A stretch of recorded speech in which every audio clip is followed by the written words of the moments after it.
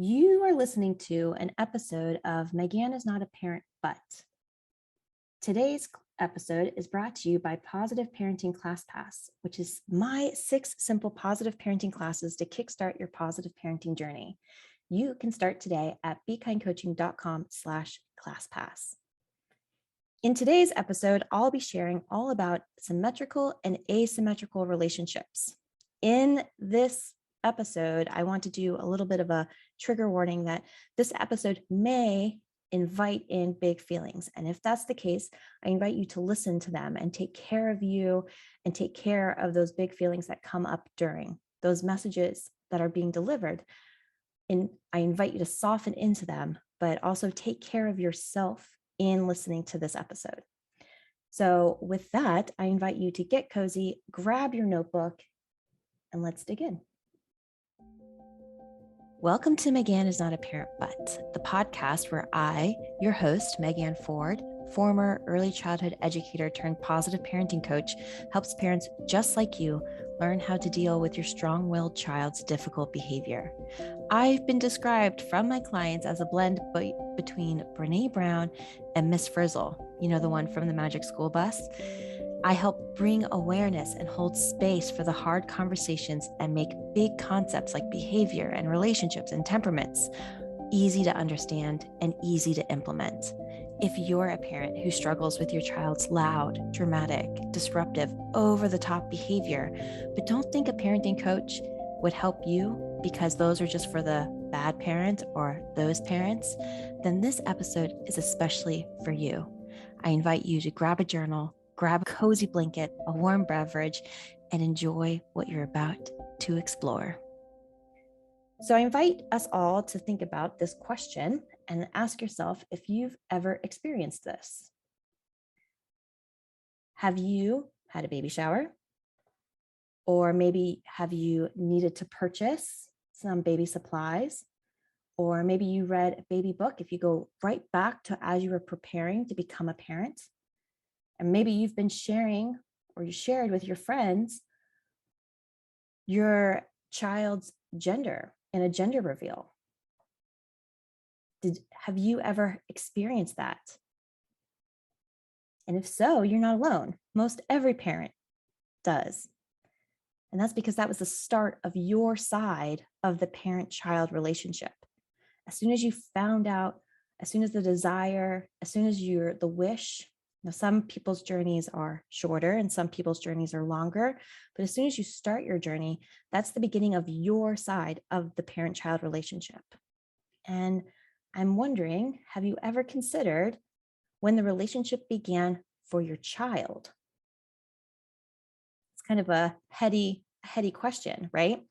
You know when you started picking out the colors of their nursery, you started choosing their name, you started choosing all of these things in preparation to become a parent.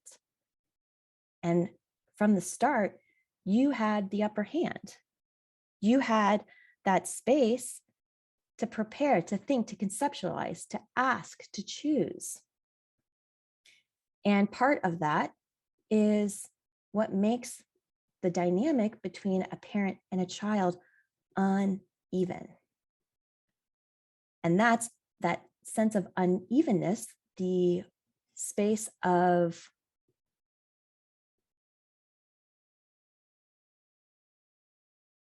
uneven power. That's what makes that relationship asymmetrical. So it's a common belief that they say that I love my child, and they know that. When we think about the parent-child relationship, that's what comes up, this image and pressure of love. Like, I love my child and love is enough.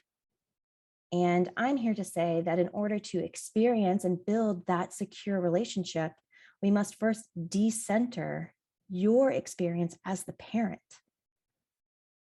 And that is where we start to get some, maybe some big feelings like, what does this mean? Or what are you saying to me, Megan? And maybe if this concept is new, this is where I say, be gentle with yourself in this episode. Because in this episode, I'm going to invite you to take the first steps of decentering yourself from that parent-child relationship. And that's because the parent holds the power. You have so much power within this relationship. And just as Uncle Ben tells Peter Parker in Spider-Man, with great power comes great responsibility. And I'm here to invite you to consider that responsibility, to lean into that responsibility, to start to see things from a new perspective and in a new way. And that's because the parent-child relationship is asymmetrical, and the person who holds the power must do the work first. So in order to get us all on the same page, before we dig one step deeper into this concept, I want to get us all on a foundation of some definitions. So when I say the word relationship, what I'm speaking to is the way in which two or more concepts, objects, or people are connected. It's the state of being connected which forms the relationship. Some relationships feel very safe to us. Some relationships feel not safe. Some relationships are professional in nature. Some relationships are romantic in nature and more intimate. The relationship just describes the way in which two or more people are connected. And so when we start to describe different types of relationships, they can be described as symmetrical, which is being made up of exactly similar parts facing each other or around an axis. So this asymmetrical relationship is a relationship that shows symmetry. It's the same on both sides. When contextualized to a relationship, an example of a symmetrical relationship is a friend, a coworker, your sibling, or a partner or spouse. It means that the dyad is even. That relationship is even. When we take a look at what asymmetrical means having parts that fail to correspond to one another in shape, size, or arrangement. It means simply that it's lacking symmetry. There's an imbalance. When we think about these relationships, you can start to think about the doctor and patient. In that relationship, it's an uneven dyad of power and knowledge and education because the doctor holds more over the patient. The patient is at the will, if you want to say that, they're at the will of the doctor. They're trusting the doctor's knowledge, the doctor's tenure, the doctor's intention. Another example of an asymmetrical relationship is a boss and employee. There's an uneven power dynamic. The boss holds more power over the employee. The boss has a big responsibility to either be, you can stay a boss or you can transcend and become a leader, become someone who supports the employees, be someone who shares that power, invites the employees to feel empowered. And the last example is the parent and child. Simply put, an asymmetrical relationship means that the dyad is uneven. And within asymmetrical relationships, then we can come into another description, which is complementary. I feel like this is taking me back to like 10th grade geometry class. So complementary means combining in a way that is to enhance or emphasize the qualities each other or another. It means that you now become a good match. So in those asymmetrical relationships, you can become complementary to each other, which means that you have a good match. So that means that the dyad is uneven, but it is well matched. You can be well matched with your doctor. You can be well matched with your employer. You can be well matched with your child. Here, the parent-child relationship is the asymmetrical relationship that we're talking about. And the question I pose to you is now, how can we begin to become more complementary? I talk about this concept a lot in understanding your child's temperament and understanding your parenting style. And the act of becoming complementary is starting to work together to build that strong and secure relationship together. part of this, all of this, is starting to learn that the parent's role is to fill the needs of the child.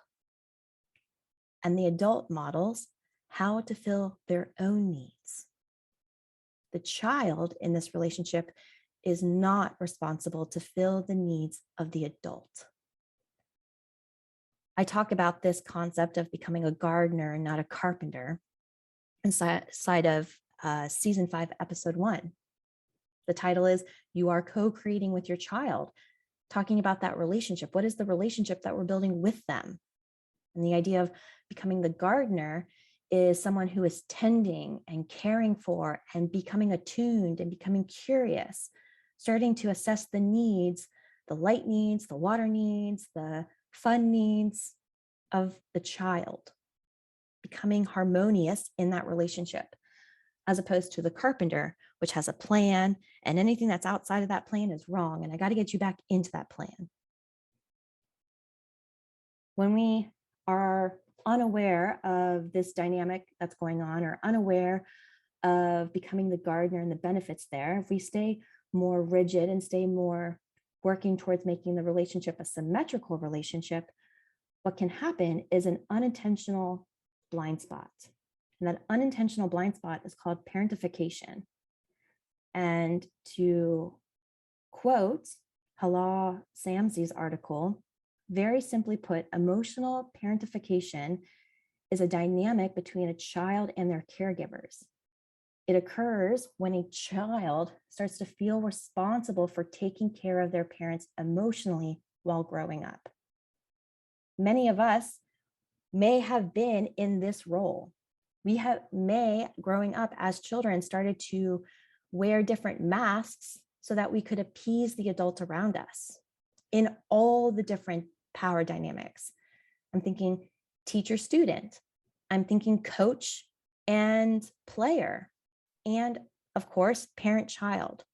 Starting to put in a space where the adult is asking the child to submit their needs so that the adult feels comfortable.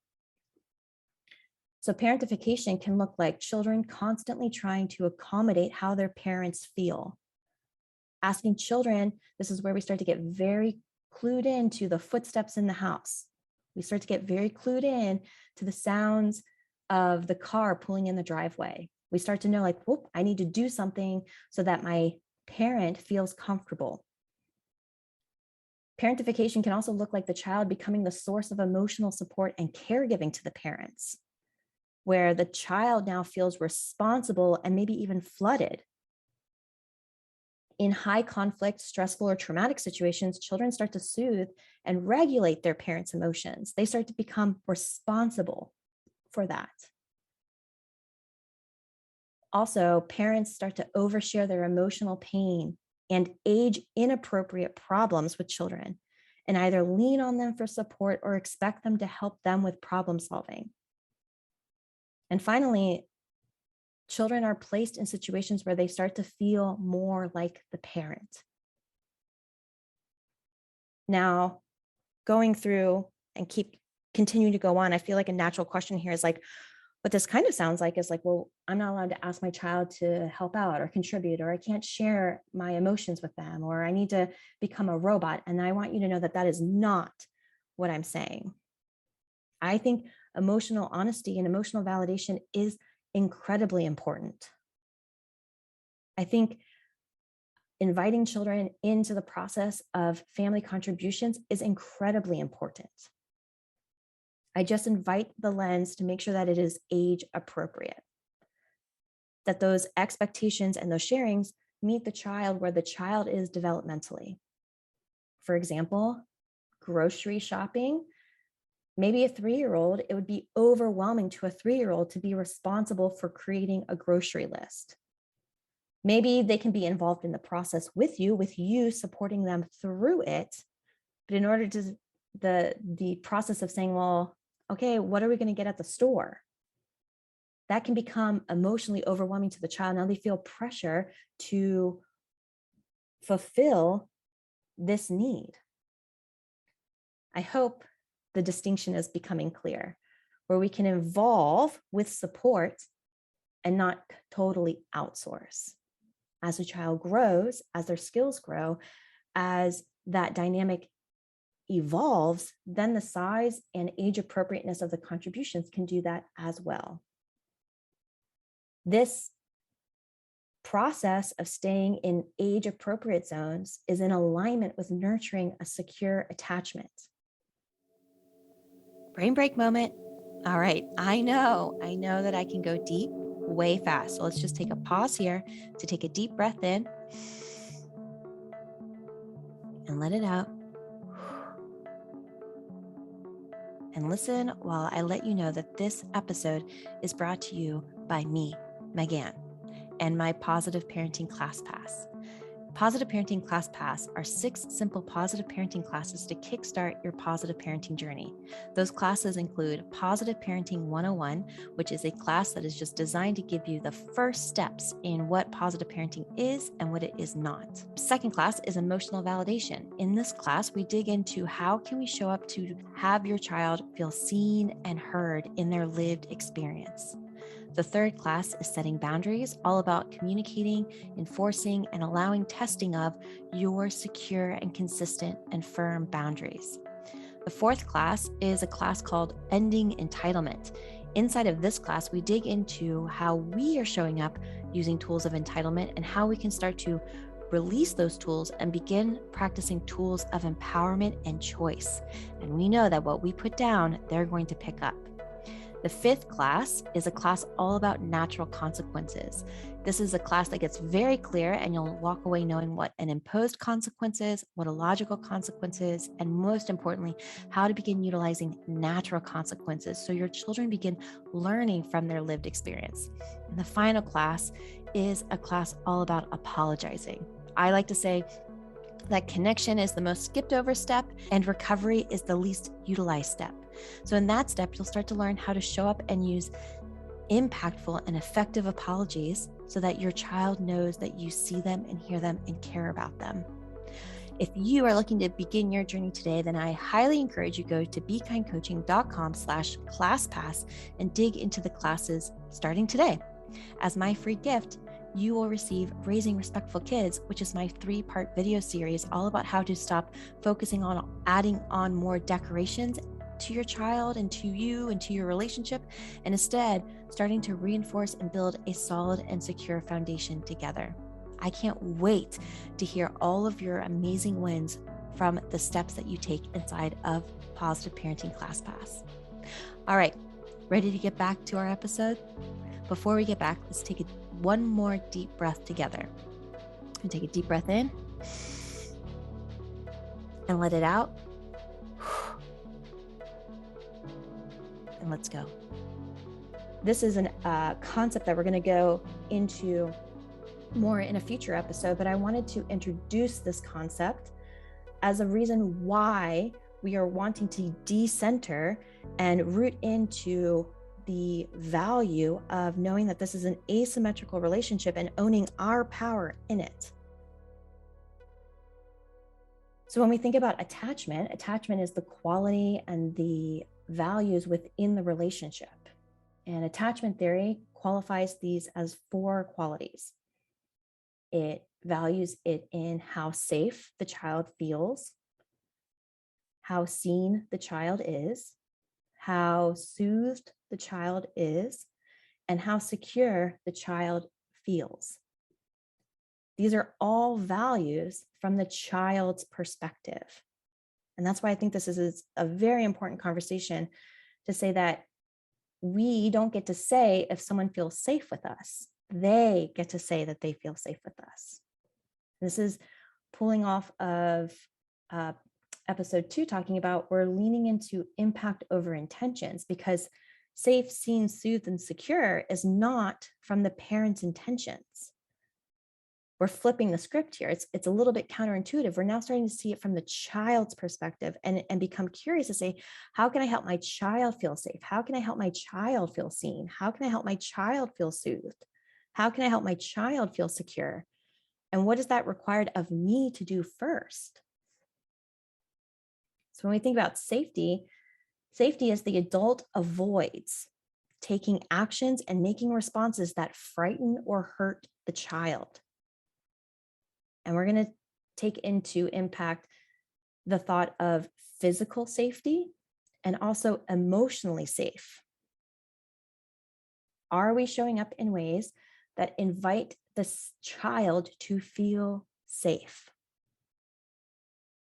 When we talk about being seen, this is not just seeing with the eyes.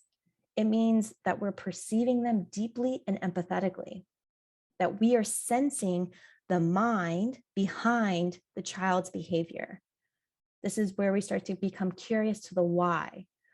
What is going on with the child's behavior? The child's overwhelmed, the child is crying, the child is tantruming or meltdowning or becoming disrespectful. Then we can become curious to the reason why. It's understanding the child's inner world, meeting the child where they are.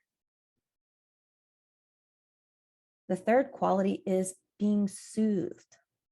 When we think about soothing, it means that the parent helps the child deal and process with the difficult emotions and situations. And here, difficult is classified by the child, not the parent. Again, we're moving away from seeing things from our own lens and beginning to practice empathy by seeing it from the child's lens. Now we understand why the color of the cup matters. Now we can understand why we melt down over the broken graham cracker. And those are opportunities to show up and soothe our child through those moments. And the final quality is security. The parent can help the child develop an internalized sense of well-being. The parent provides structure and consistency for the child, so the child can feel secure. They know that the process is going to stay the same. They know that they can release the questions. They can know that when you say you're going to show up, you're going to show up. They can start to feel like you've got me. You can provide structure and consistency for me. This is why I'm a parenting coach. This is exactly why I do the work that I do. I help adults become safe adults for their children by learning how to complement their child's temperament with their parenting style. For many of us, the parenting toolbox that we inherited from our parents were missing tools. It is not to criticize them, it's not to blame them. It's to say they were never awoken to the concept of decentering their own experience.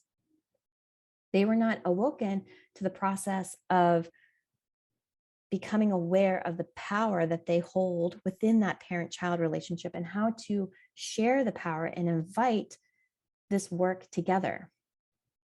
And that's why I say I like to work in 3 phases. So the first phase of this work is awareness, becoming awoken to what's going on, becoming aware of this work and the growth and the healing and the tools, the missing tools. We have to become aware of it. And that awareness is often the biggest and hardest step. Many times we resist this. This is where we ping up a lot of defenses. That's where a lot of feelings of being uncomfortable come in. But after we have awareness around something, then we can step into education. We can start to read books. We can start to listen to podcasts, just like this podcast. We can start to show up and ask questions, even take a class or work with a coach, work with someone, a community to help learn these missing tools. And then after we have these missing tools, then we can begin to practice these tools. So we can begin to start implementing it, taking action in it. When we have awareness, education, and practice, then we can start to foster this integration and we can start to foster this secure relationship with. And as I was doing this recording, I thought, you know what this really reminded me of? It reminded me of The Far From the Tree, which is the Disney short in front of Encanto. And I thought, wow, when I watched it, I think it's like 6 minutes long. But what a powerful visual of exactly what we're here to talk about. How when the original mother and child were on the beach, the mama raccoon was working to keep her child safe, using anything that she could use to make her child know that it is unsafe to come out of the house. Then when the original child grew up to be the parent herself, the same process happened until she paused and surrendered. She paused and said, oh, wait, I don't want to be in a tree facing backs with my child. And at the end of the short, you see them running and playing, joining together in it. And I thought like, ooh, like even talking about it now, I'm like getting a little teary-eyed because it's like, that's powerful. It took the parent waking up and saying, whoa, okay, I want different for us. Not to villainize what was given to me, but to assess what was given to me and say, I want different. And I like to say that when we wake up, we can begin to heal. And that short was such a beautiful process of it. The process of knowing that what we are passed down is our inheritance, right? We think of inheritance as money or houses or even businesses, I guess, can be inherited, right? The family business, but also our relationship skills are passed down. And when I was thinking about this, I was thinking about the excerpt from the Positive Parenting 101 class in ClassPass, where I talk about this, where Generation 1 taught Generation 2 this toolbox, the toolbox of survival. And then Generation 2 teaches Generation 3, passes down that same toolbox.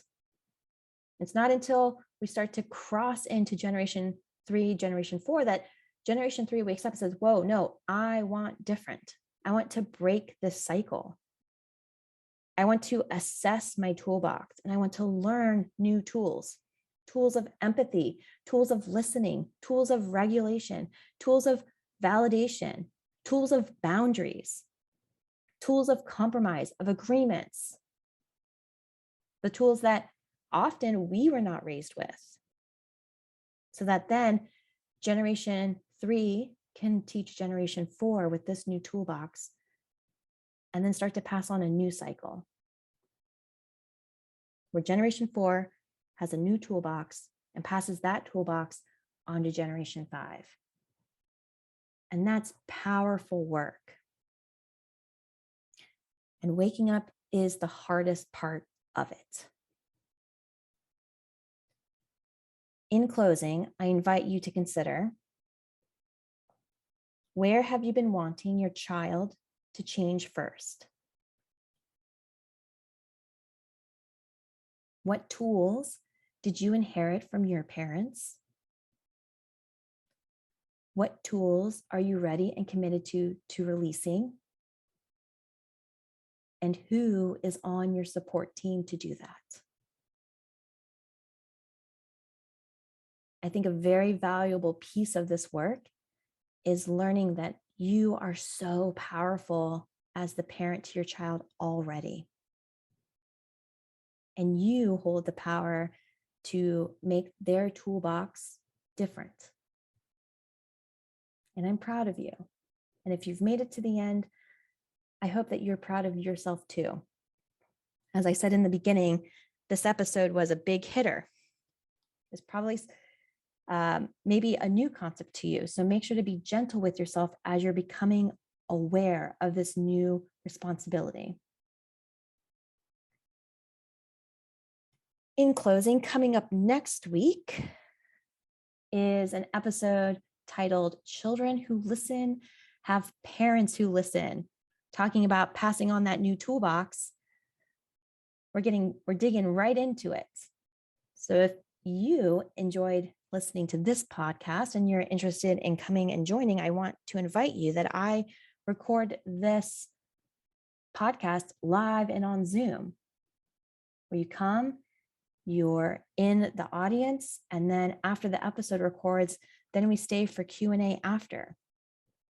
If you are interested, you can find the Zoom room link posted in our Facebook community, Positive Parenting with Megan Ford. Also, I know that you've probably taken some notes or have any thoughts and takeaways, and I want to know them. I believe that sharing is a passing on of the knowledge. And I like to say that 3 big ways to share. You can leave a review on Apple Podcasts. You can share your thoughts and takeaways on social media and tag me so that I see it. And you can share your thoughts and insights inside the dedicated post inside of our Facebook community, Positive Parenting with Megan Ford. Friends, I thank you for being here, for tuning in and staying to the end. My mission and my purpose in life is to help support parents in feeling supported and empowered in doing this work. And if you are ready for the next step, I invite you to check out Positive Parenting 101 within ClassPass. That's where I was talking about how we talk through and break down and dig deep into the process of shifting away from those old tools and learning those new tools. Inside of this 45-minute class, you'll learn more about what positive parenting is and isn't so that you can start putting down the tools with negative impacts and replace them with positive parenting tools. As my free gift to you, you will also be gifted raising respectful kids. So if this sounds right in alignment with your next step, I invite you to check out bekindcoaching.com/ClassPass. And I can't wait to see you next week. Bye, friends.